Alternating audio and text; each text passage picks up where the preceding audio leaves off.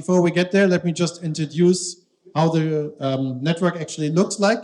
So we have formed a multi-vendor interop network of 3 areas: the cloud data center, the core aggregation, and the service edge, mobile edge cloud.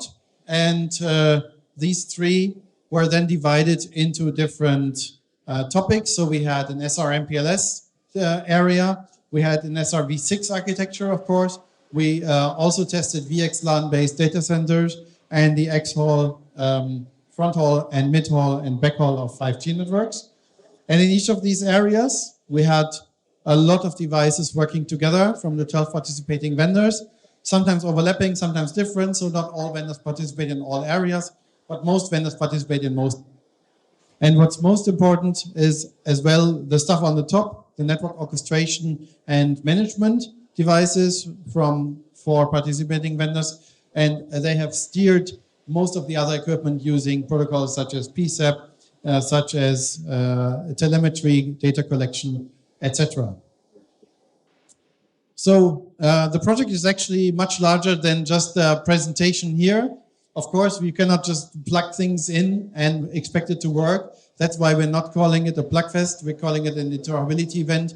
The reason is that we're spending usually 5 months of preparation and 3 weeks in the lab. This time 3 weeks with 75 engineers in the lab from the participating vendors. And we cranked out with all of these excellent supporting vendor people around 1,300 results in the end in 3 weeks. So it's a really busy time.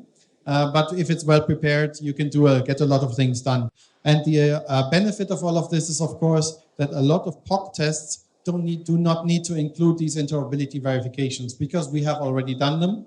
And that we can also provide feedback to the standardization to explain to the IETF, for example, where there is uncertainty and interoperability issue in certain protocols, where something is lacking, or what's already working well. So without further ado, I will just hand over to, who's starting? Krzysztof? Okay, to Krzysztof Szarkowicz from Juniper. Okay, so let's start discuss about resource guaranteed slicing. Yeah, what does it mean, this resource guaranteed slicing? So this demo was prepared by SRv6, Juniper, and Keysight. And let's have discussion. So what is the purpose of the test? Essentially, we verify the interop functionality of SRv6, resource guaranteed slicing. But what is the slicing here? So the slicing is we receive some traffic and we'd like to provide certain guarantees for this traffic, for the slice 1, slice 2, slice 3. These guarantees on the link. So this is link resource slices. So with some link that would like to partition or slice for different slices. This can be achieved using different technologies. Yes, one of the examples of the technologies is flexible Ethernet. For example, with flexible Ethernet, you can partition your Ethernet link to certain channels. Every flexible Ethernet channel has certain resource guarantees and so on. We didn't use this technology here. So instead of flexible Ethernet, we used slicing based on some quality of service architecture, so QoS architecture. And with these QoS architectures, we could achieve that, one slice has certain guarantees, another slice has another guarantees on given link. So it's much more flexible comparing to flexible Ethernet because in flexible Ethernet, this, sizes of the channels are fixed sizes. You cannot reuse the bandwidth if it's not used by a given slice by another slice and so on. So this, our, test, what we have done here with QoS architecture is much more flexible. Now, how does it work? Yes, so essentially we have ingress SRv6 node, and ingress SRv6 node attach some slice ID in the packet. So it's some portion of the packet is slice identifier. So it's just number. It's nothing happens, nothing strange.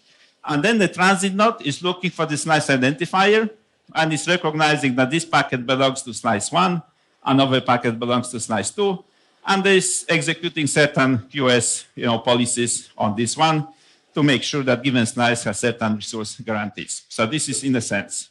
So what topology we have used here? So we have used very simple topology. So we have Keysight on the edge of the network, the C devices, and then P devices are H3C, and then Juniper in the middle as the transit router or P router. And essentially, as I mentioned, so we deploy on these links, on the transit links, we deploy certain QoS policies. So here in an example, we have policies for the 4 slices. Each slice can be parameterized, like minimum bandwidth, maximum bandwidth. Then each slice could have some queues, QoS queues, high priority queue, lower priority queue, and so on. So every slice is independent and has independent resource guarantees.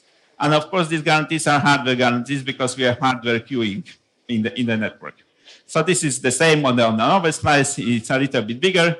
And now, as I mentioned, packet is generated. Yes, so we receive from IPv4 packet or IPv6 packet. We tested for both IPv4, IPv6. But this is an example for IPv4 here. So the CE device sends some packets. And then these packets are encapsulated into SRv6. So there is normal IPv4 packet on the CE side. We are encapsulating this packet into IPv6, into SRv6. So we are pushing IPv6 header. And here in this header, we have multiple places. How can we identify the slice? So we could identify the slice as some bits in the source IP address of IPv6. Here in the example, 401 and 402, there are slice identifiers in the source address. But of course, depending on the actual implementation of given slicing methodology, we could use some bits in the destination address as well. So for example, we could use different locators for slice identifier. Yes, so there's still discussions ongoing how the slice identifier could be, or what is the best place for the slice identifier. There are some as well options in the hop-by-hop option. In the hop-by-hop option, you have additional, header with the slice identifier. There are still ongoing discussions regarding this. But regardless, how this is done, the transit node responsibility is to look for the slice identifier in the specific place. So here in our example, in the test, what we have done, we look for the slice identifier in the source address, in the last byte of the source address. Okay, last 2 bytes actually, 401, because this is a hexa. So last 2 bytes of the source address was the slice identifier. And based on the slice identifier, the transit node put these packets into the appropriate slice. Okay, so the first packet belongs to slice 401. The second packet belongs to slice 402. And then inside of the slice, based on the DSCP value, the packet is put in the appropriate queue. It could be low latency queue, strict priority queue, high priority queue, low priority queue, whatever queues we have in the queuing system. So it's executing. With this, we can provide the guarantees for the slice. All right, and here in the settings that we have in the network, in our test network, we created 2 slices, slice 401, slice 402, and we executed the slice resource guarantees on H3C router, on the ingress one, on the transit link from P1 to PU router, and on the Juniper router as well, on the transit, in the middle of the transit. And in order to differentiate, to provide the support for the slicing for both H3C and Juniper, we use different parameters on H3C and different parameters on Juniper. So on H3C, we have slice 1 was 10 megabits, and slice 401 was 10 megabits on H3C. On Juniper device, slice 401 was 5 megabits. And 402 is 20 megabits and 10 megabits. All right, so this is just to emphasize that to prove that we can provide the slicing on both, Juniper and H3C devices. And then test procedure, we generate this traffic. So Anirban will show in the moment some traffic generation. Then ingress node performs the SRv6 encapsulations. And during SRv6 encapsulation sets the slice ID. So in our test case, we use the slice ID source address because that was the capability of the source node to put the slice ID source address. And then the first nodes, perform slicing for the link with these parameters 10 megabits and 20 megabits as an example. And the second node provides parameters for 5 megabits and 10 megabits. Okay, and then outcome is we receive the traffic, verify the tester.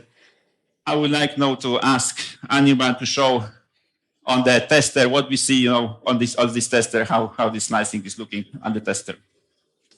So here, as Krzysztof has mentioned, we have already configured 2 traffic streams, one for Slice-ID 401 and another for Slice-ID 402. And for the 401 Slice-ID, we are sending a traffic of 40 Mbps. And we see that we are receiving, actually, the receive rate is 4.3 Mbps, which is because there is a limit of 5 Mbps for that slice in the network. And for the second slice, again, we are sending 40 Mbps traffic, and we see that the received traffic is 8.7 Mbps, which is because there is a limit of 10 Mbps in the network. So, yeah, we can verify that these slices are working, right, and the bandwidth is getting applied. Yeah, thank you very much. Thank you very much. I will show as well on the Juniper router how it looks like, certain CLI commands. So how this slice looks like from the Juniper router perspective. Okay, now let me show this slice. Sorry. Yep. And as well, I will have the question there because Anirban mentioned that one slice was 4.8, as I remember, something like that. Another slice was 8.7 or 8.8, as I remember. But I discussed before that one slice should be 5, another slice should be 10. Yes, and let's discuss why this situation at the moment. So, okay, so this is some display that shows the summarized view of the slice. Yes, you have 2 slices here. You see slice 401, another slice is 402, and then in the slice 401 we have received packets. So Q packets. Q bytes is 10 gigabits per second. So why is 10? Because already the H3C was enforcing 10 megabits per second for this slice, because originally from the Keysight we received more traffic, I don't know, 20 megabits or yes, something like that, so higher rate. But it was already, enforced on the H3C for 10 megabits. So Juniper received 10 megabits, so this is queued packets, but transmitted packets for the slice 1 is to say like 4.997, so 5 megabits, and we are dropping 5 megabits as well. Yeah, because the enforcement was for 5 megabits. For slice 402 is similar. We receive 20 megabits, and we transmit 10 megabits, and we drop 10 megabits. Okay, so we see that we are enforcing this 5 megabits, 10 megabits, as discussed by the slice, and we see the exact numbers here, almost exact numbers, 5 megabits, 10 megabits. But what we see on the Keysight, on the receiving side, we see the slightly less, like 8.8 and 4.8, something like that.